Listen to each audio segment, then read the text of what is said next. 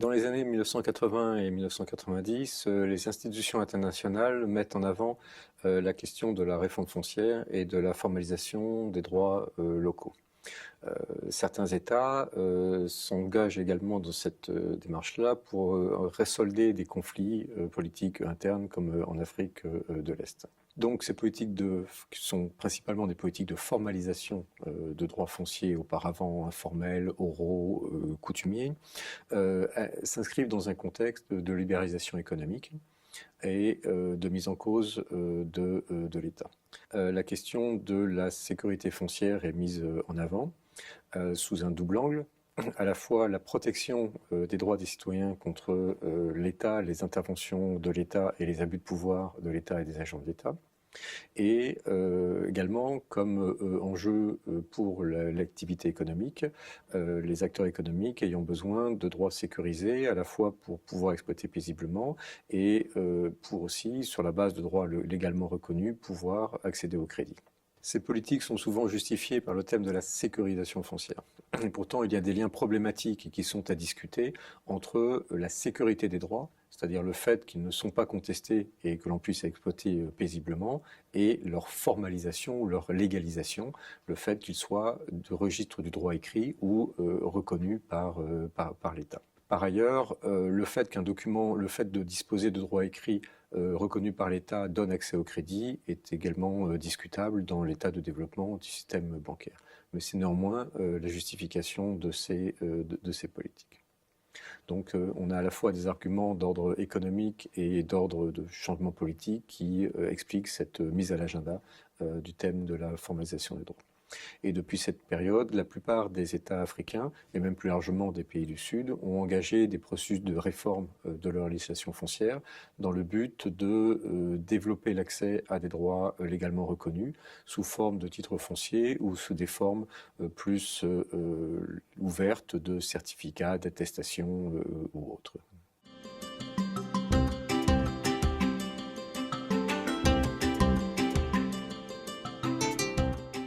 Ce thème de la formalisation de droits fonciers doit en effet être mis en perspective. Il est frappant de voir qu'auparavant, le caractère informel des droits fonciers des paysans n'était pas considéré comme un problème. Il est assez frappant de constater que la mise en avant de la question de la formalisation des droits, du caractère légal, amène à mettre un peu de côté d'autres déterminants de l'investissement dans l'agriculture. Les prix, l'accès au crédit, effectivement, qui n'est pas réglé par le fait d'avoir un document économique, l'organisation des marchés sont des éléments qui sont au moins aussi importants que le statut foncier dans la décision des agriculteurs d'investir et d'augmenter leur productivité. Auparavant, lorsque le foncier était mis en avant comme un enjeu déterminant des politiques agricoles, c'était sous l'angle des inégalités. Et du coup, le thème était celui de la réforme agraire, donc de la redistribution des droits sur la terre entre ceux qui en avaient beaucoup et ceux qui n'en avaient pas. Et du coup, les pays dont on parlait le plus étaient le Brésil, l'Afrique du Sud, les pays connus pour des inégalités foncières très fortes. Dans les pays récemment décolonisés qui avaient connu une colonisation agricole, donc des grands domaines aux mains d'Européens, la question de la réforme agraire concernait également le démantèlement des anciens domaines coloniaux et leur redistribution à des coopératives ou des agriculteurs.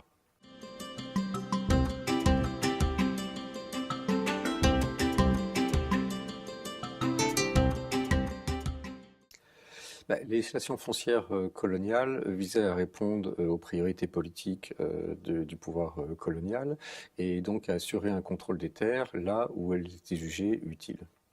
Et ce qui explique de très fortes différences dans le développement de la propriété privée entre les pays qui ont connu une colonisation agricole importante avec des colons européens développant des domaines agricoles et les autres. Et l'importance du titre foncier sur le territoire est directement corrélée à l'importance des domaines agricoles coloniaux. Et de fait, même si les pouvoirs politiques coloniaux ont affirmé que l'immatriculation du titre foncier avait vocation à se généraliser, ils ont en général assez peu poussé à cela. En pratique, il y a deux expériences principales où le pouvoir colonial a voulu développer l'immatriculation au-delà des besoins des domaines coloniaux.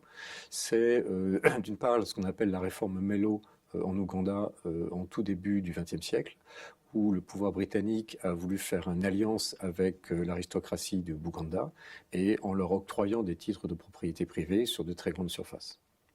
Et très très peu après, le pouvoir colonial a également consolidé les droits des agriculteurs installés sur ces terres-là, contrebalançant un peu le pouvoir absolu de propriété privée donné à l'aristocratie foncière. Le deuxième exemple est plus tardif, au Kenya.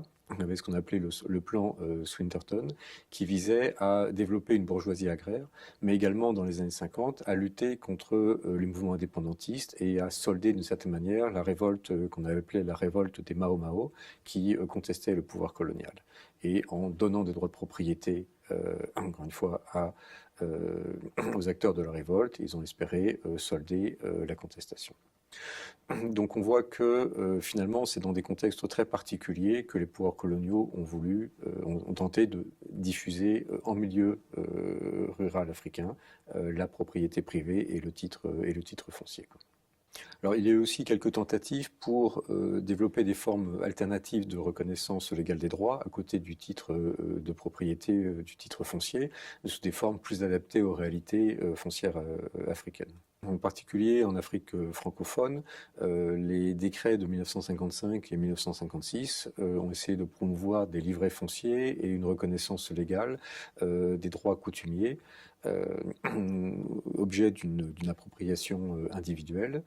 Mais cette démarche a été faite finalement dans vraiment la toute fin de la période coloniale, s'est trouvée prise dans le maelstrom des débats autour de l'indépendance et n'a en pratique quasiment jamais été appliquée. Aux indépendances, la plupart des pays ont prolongé le dispositif légal colonial et ont maintenu la domanialité foncière, c'est-à-dire le fait que l'État prétendait avoir la propriété, en tout cas le contrôle des terres, qui n'était pas objet d'un titre foncier. Le Kenya a poursuivi la politique, par contre, d'immatriculation foncière engagée une dizaine d'années auparavant.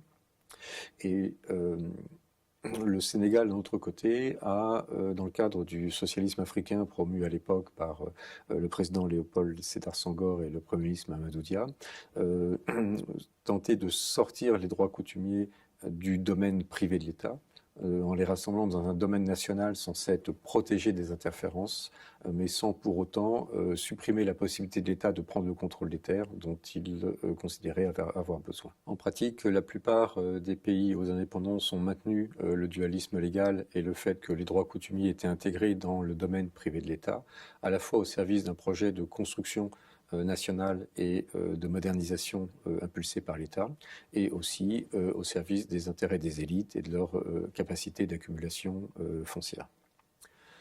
Ceci explique que les États indépendants n'aient pas poussé à la formalisation des droits sur la terre, avec aussi le fait que les élites étaient certainement conscientes aussi des risques politiques liés à ce type de mesures et étaient prudents par rapport à toute intervention sur un champ aussi politiquement sensible que le foncier.